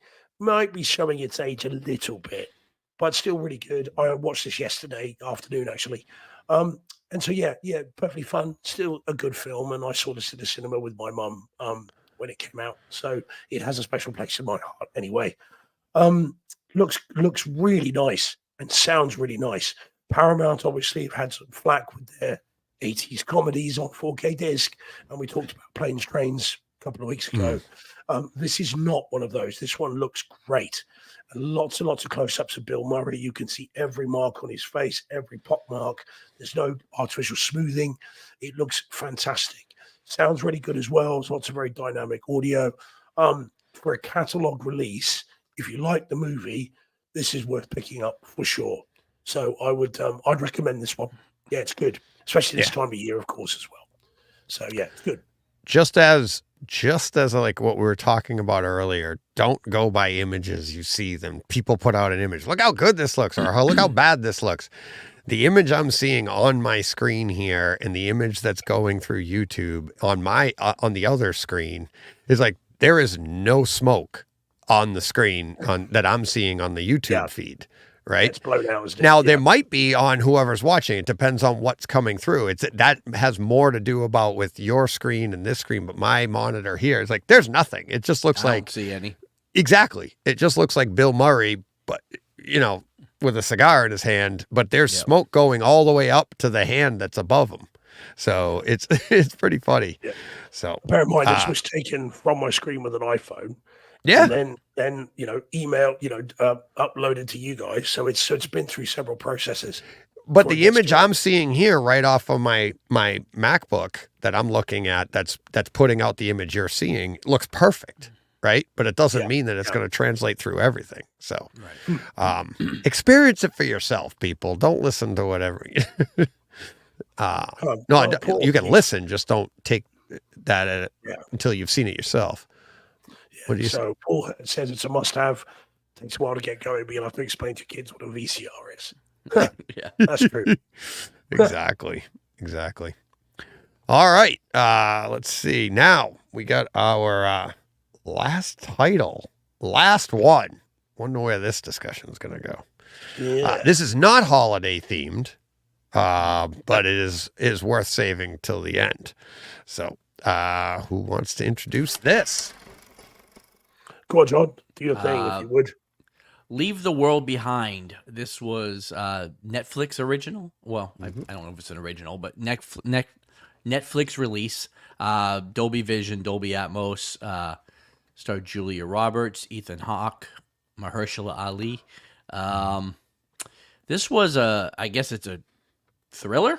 A pretty tense thriller. I thought this was really good. As far as the presentation goes, it was excellent. I thought the Atmos on this stream was really, really good. There's some scenes in here that really, I thought Rumble, hit pretty hard, with the subs and the bass and a lot of overhead activity. I thought there was a scene where there's some geese that like fly into the swimming pool, and you could kind of hear them overhead. You could hear them in the the flamingos, or was it geese? Was it flamingo? Maybe it was flamingos. Maybe it was flamingos. I don't remember. But anyways, some type of some quite of aquatic bird flew into a swimming pool, and there was a lot of engagement on all the speakers, particularly in that scene. But there's some storm scene. I mean, there's just a lot that happens here, and it's a really, really nice presentation. Picture wise, I thought it looked great. And I don't want to give any spoilers on this because it's a very new movie, but it was very tense, and I really liked it. I thought it was a good story.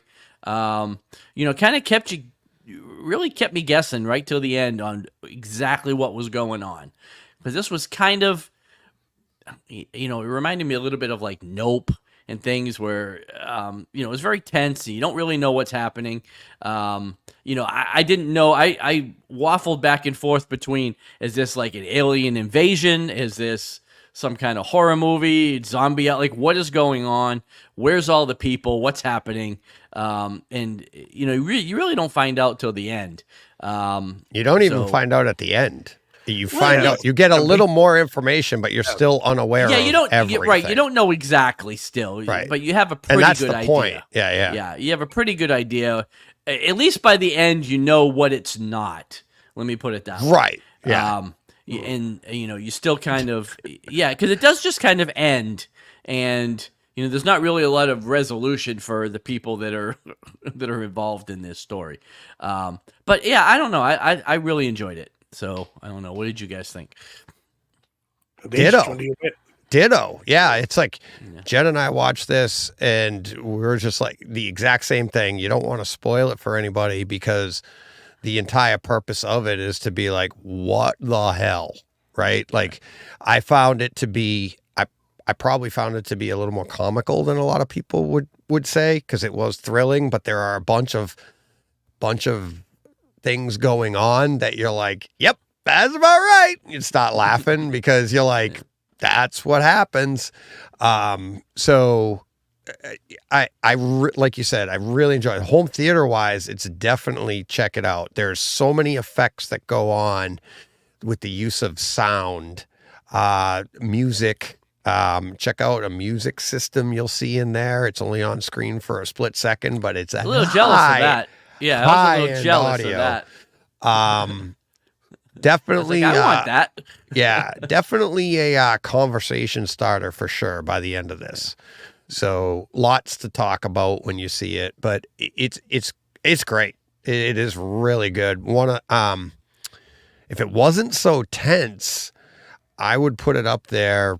I don't know why. I just feel like Six Underground or some of those movies we just feel like are more home theater movies because they're just so popcorny and home theater wise, where this has probably all that and more, but it's a drama that you're a thriller drama by the end that you're just like, the hell did I just witness?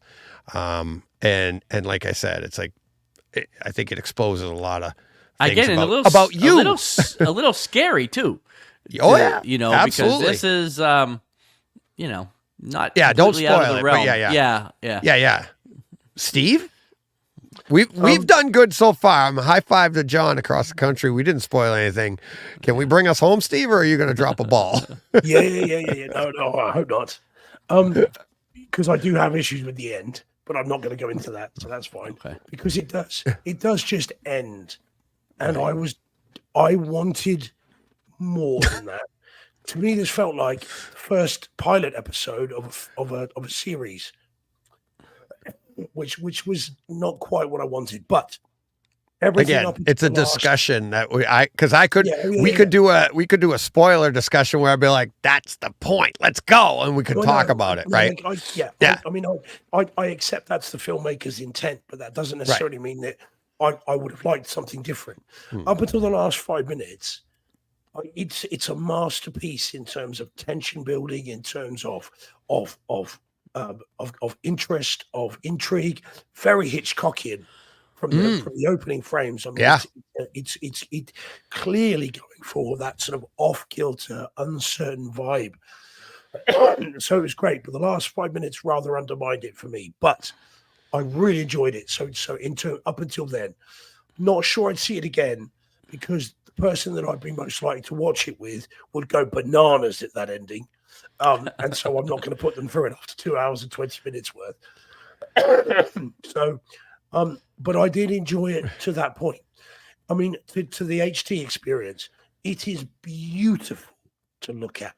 I mean, beautiful. Yeah. This is Netflix doing what Netflix does, and when they really do come with their A game, there you are. I mean, you look at the blades of grass on the lawn, you look at the individual grains of sand on the beach, the detail on the house, on the interiors and the exteriors. I mean, it's and even the tuxedo that Mahershala Ali is wearing, it just looks velvety and smooth. Which is great. I felt it had more than a nod to Knock at the Cabin Door as well, by the way, John. There was a fair bit of that as well. A little bit. Set up and these people turning up and what was going on and are they telling the truth? Are they not? So yeah, it's beautiful to look at. Sounds incredible at times. And not just the powerhouse stuff as well. Lots of little cues, lots of little things. The ambience is really good as well. So that was very, very well done. And the overriding thing I had at the end of it, other than was that it ending, it was, please can we have Mahershala Ali as Blade yesterday? Because gosh, is he good in this? And as I was watching, I'm just seeing him as Blade, just thinking, why do we not already have that film? Because he was making this one. Well, quite well. He had no choice. They were rewriting Blade and trying to put him into it by all accounts. It was he's such a good actor and he's got such poise. And in this, as I was watching him, I'm just thinking, God, he'd be great as Blade. And also looking at him, you look at him and then you look at Ethan Hawke and you're like, God, is he good looking? Then you look at Ethan Hawke and you're like, damn, has he lived a hard life? I know. My wife was like, she made the comment that he used to be really attractive. He's our age. I said that to Jen. I go, he's our age. And she's like, wow. I go, he had some fun. It. Yeah, he had some fun. He's supposed to be a schlubby kind of guy in this. Well, But anytime you see him. Right. Yeah. So the last 5 minutes, I wanted something different. But until that point, 2 hours and 15 minutes, it was never short of riveting. For that whole time. It's just how it ends is a bit like, okay. Oh, and Kevin Bacon as well, by the way. He's in the credits, so it's not a spoiler. He's awesome. He's also very good in this. Yeah, he's great. Yeah, really, really good. I would like for listeners, anybody, if we want to give this some time, you want to do a Takeover Tuesday and spoilers on it. This is another one. Like what we want to do, Steve, with Oppenheimer and stuff. It's like, this is another one where if, we just open it up, spoilers, and let's discuss, because there's so much here that, and I'd love to do that with you, Steve, as well, because like you said, like the ending, you're like, man, I'm like, oh God, no. Cause I think that's the point. And then we get to carry on from there. Cause my wife and I did. I'm like, so what do you think? And what do you think? And it's so good. So is anybody else noticing that the description I have up there on the screen spoils the movie that we expertly danced around? No, cause you don't know what it means.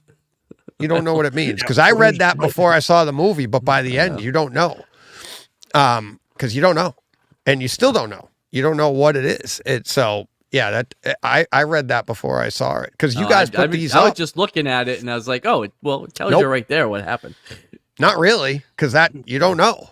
It's like you don't know what it is, and it's like they give a bunch of definitions as it's going, and then by the end, that's one of them.